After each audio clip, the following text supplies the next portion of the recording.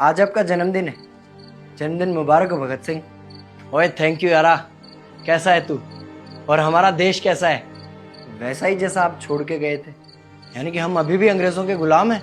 नहीं, अंग्रेजों से तो हमें 1947 में ही आजादी मिल गई थी। अच्छा, तो अब तो हमारे अपने लोग देश चलाते होंगे ना? हाँ, तब तो देश काफी आगे बढ़ गया होगा। जब हमारे अपने लोग देश चला रहे हैं तो गरीबी और भ्रष्टाचार का तो नाम ही नहीं होगा। सबको बराबर हक दिया जाता होगा। किसानों और मजदूरों का अच्छा ध्यान रखा जाता होगा ना?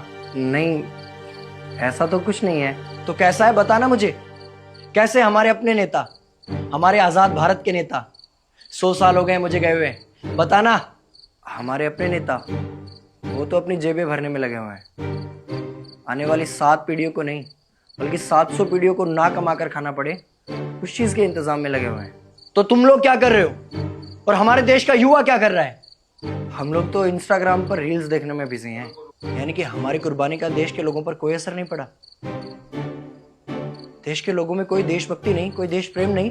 नहीं, ऐसा नहीं है। आपके लिए और देश के लिए बहुत प्रेम है भारत के लोगों के दिलों में। हर 15 अगस्त और 26 जनवरी को तिरंगा फहराते हैं, पूरे जोश के साथ भारत माता की जय बोलते हैं और आपकी डीपी भी लगाते हैं। और भारत और पाकिस्तान के क्रिकेट मैच के दौरान तो हमारी देशभक्ति पीक पर होती है। तुम इसे देशभक्ति समझते हो?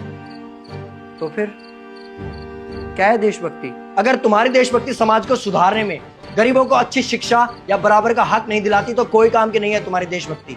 भ्रष्ट नेताओं और सरकार के खिलाफ आवाज उठाओ, लोगों को एकजुट करो।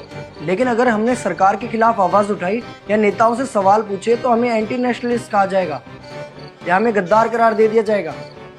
तो डरता है। 23 साल का था मैं जब अंग्रेजों ने मुझे फांसी पर चढ़ा दिया।